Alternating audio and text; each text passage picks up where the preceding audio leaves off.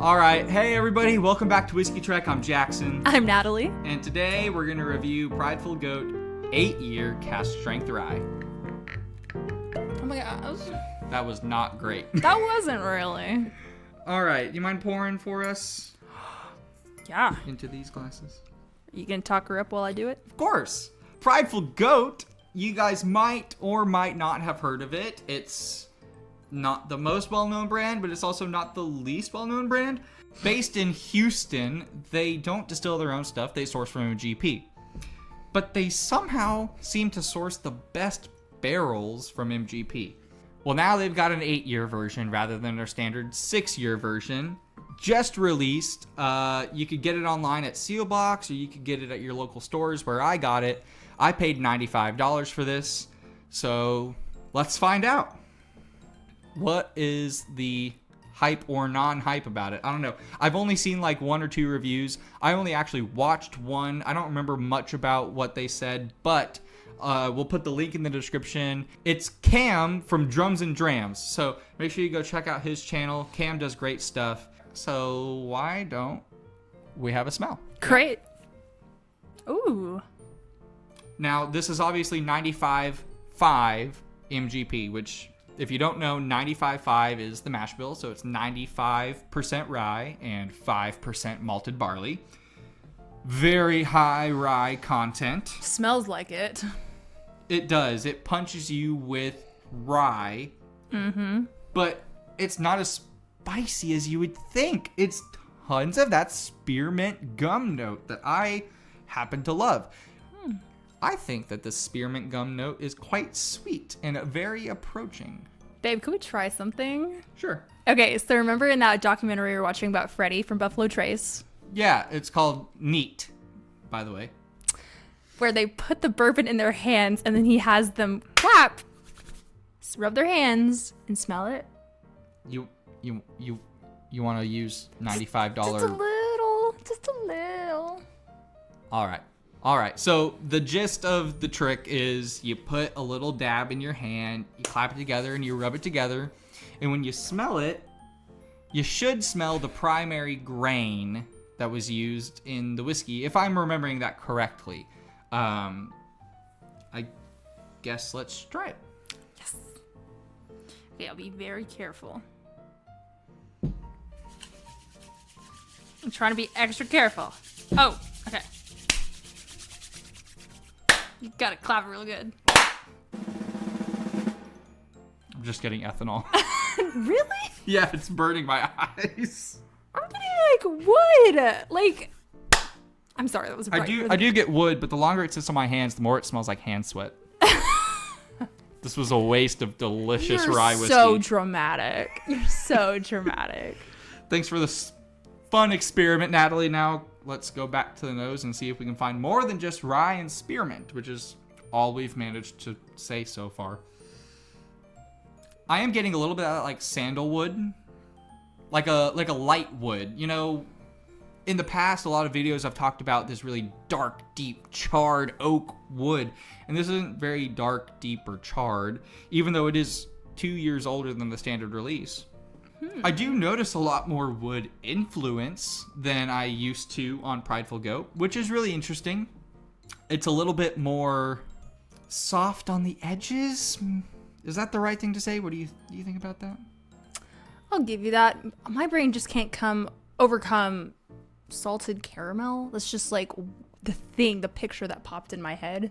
I don't really get the caramel. I can kind of get the salt, though. I'll be with you on that. Darker berry. What kind of berry?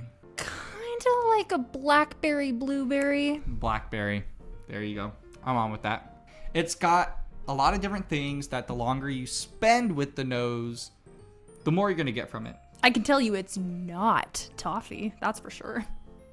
Why not? Oh, you know what? It's not toffee. It's saltwater taffy. You just took my ideas, half of my ideas, and made a good one. Yeah. That's called collaboration. Oh my gosh. We're a good team. Oh, yeah. The best team. All right, let's have a taste. Cheers, babe. That is so familiar. Why is that so familiar? because you've had other Prideful Goat before? No. This is like, it's not Angel's Envy. It's not Elijah Craig. It's similar to something else. You don't think this tastes like anything else besides Prideful Goat? Well, actually, I was going to say it doesn't really taste all that much like Prideful Goat 6-year. It doesn't have nearly as much of that spearmint gum note on the palate as it does on the nose. I'll tell you what, I do get a little bit of a gum note. Like, just like not even flavored. Just, when spearmint gum starts to lose its spearminty flavor. I do. Yeah, it's kind of like that. It's still really sweet. I get great spice notes, especially at the back of the palate, right as the finish is coming to a close. It's lingering spice with that rye spice. It's very nice. Very nice. It is nice. Great success. Great success. I really actually thought that this would be a little bit more complex than it is, and maybe that's just because I'm not acclimated to it yet. The flavors that are there are really great. I really like this rye. It's harder and harder these days to find quality ryes without overpaying. I mean, everything these days is $100 minimum, and that's just kind of crazy. But to get a 8-year stated rye for under $100, barrel proof, I don't know. Great comparison is Willet 4-year rye, which is like $70 these days. Oh, wow. And you get twice the age statement, and I like the profile on this better than Willet Rye. Willet Rye gets really hard into like the anise and the baking spices, and this has a little bit of that baking spice, but it goes more into the sweet side. And I think that's because of the 95.5 mash bill. MGP's rye kind of can go anywhere, right? You can get really citrusy, you can get tons of anise, or you can get really bourbony sweet notes, and you just don't know what you're going to get. But with Prideful Goat, I think you're getting more of those bourbony sweet notes and a little bit of rye spice mixed in, a little bit of baking spice. You're not getting very much anise, which I know puts a lot of people off of ryes. It is kind of reminiscent of one of my Virtue ryes, which is 95.5. Virtue, now Evernorth Spirits. So there you go. So you're telling me you didn't overpay for this? No, I'm not upset about $95. All right. But that's mostly due to today's bourbon world. I think if I had paid $95 for this 2 years ago, I would have been upset. But in today's world, $95 I think is pretty fair. This is pretty complex, and you know what? Let's put it to the test, because I happen to have an unopened 6-year Prideful Goat Rye that I got at Total Wine the same week that I got this. Got her little sister. But I didn't pay $60 for this. What? I got it on sale for $38. I literally can't believe that. I know you say that. I can't believe that. And that was fantastic. Better than this one? Yeah, for sure better than that one. All right, so $38 for the 6-year Prideful Goat, which honestly, for a long time has been my go-to recommendation for a great budget rye for people who are kind of getting into barrel-proof ryes. So let's find out. Okay, so these are both freshly opened. Yep. Don't know what we're getting ourselves into. They could be anything a day from now. All right, this one is 6-year. To make it less confusing, 6 years on the left, 8 year is on the right. Compare them on the nose. Oh, wow. Way more wood on the 8-year. Okay, but are we not going to acknowledge the fact that they're so similar? Yeah, they're pretty dang close. Crazy similar. The 8-year is sweeter, which I would say would shock me, but it doesn't, because the longer contact with the oak means that the oak has had more influence on it, which means that it's a little bit sweeter. So if you're looking for a spicier rye experience, at least on the nose, the 6-year seems to be the way to go, even though the proof difference is crazy. 8-year, I think, is 122. 122.1. The 6-year is 115. So yeah, quite the difference in proof, and yet the 6-year is spicier on the nose. the more I'm nosing them, the more savory notes I'm getting out of these whiskeys. All right, tell me about it. We know how we've talked before about when you use toasted staves and sometimes you get weird notes off of toasted things. Yes. I'm getting those weird, like, toasted notes. On both? Yeah, a little bit. More so on the 6 year. Mm-hmm.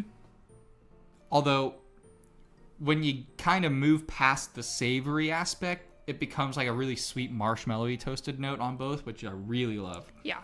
All right, you ready to taste? Yep. All right, 6 year first? 6 year first? Let's do it. It's very much like the nose. A little bit more spice forward, not nearly as sweet, not nearly as well rounded, a little bit more jaggedy, and one dimensional. It's not as complex. What do I expect from a younger product? Yeah, for sure. Let me try the 8 year right afterwards. Yeah, that 8 year just keeps going and going. That is really good. The 6 year kind of died quickly. I don't know if that's just because we've been having this the whole video, but wow. I don't know. This is a lot like the Old Forester versus Early Times we did, where when you taste it back to back, you get the appreciation more than you would have had otherwise, right? Going from the 6 year to the 8 year, the 8 year provides such a more well-rounded experience with a longer finish and a better mouthfeel. It's not immediately spice forward. There's spice and plenty of spice for you rye lovers. Now, obviously, I got the 6 year at a discount, which you're not usually going to find. So let's say this is 60 versus 95. Okay. That's kind of a steep upgrade for 2 years. I do think that the 6 year is a better value.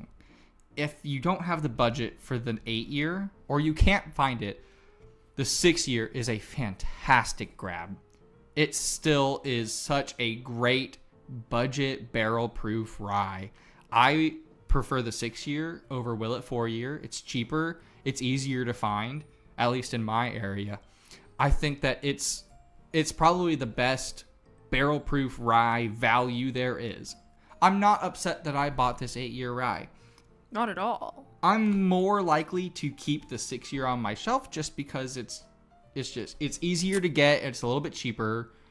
But I think I at least once a year would probably have one of these 8 year ryes around. It's great. It's really good. It's really good. If we had to give a grade, I'm gonna say that the 8 year A-, the 6 year B+. Sounds fair. Yeah, they're fantastic. You can't go wrong either way. Seriously, try these out. They're fantastic. If you guys find a better deal than $38 for this, then let me know, because this is the best under $40 rye I think I've ever had. Yeah. So, all right, let me know, guys. Please like, comment, and subscribe to the channel. Let me know what your thoughts are on Prideful Goat or on ryes in general. What do you guys think would be a great comparison to do with this 8 year rye? I would love to do another head-to-head with this rye versus something else that you guys like. So put it in the comments below, and we'll see you next time here at Whiskey Trek. Bye.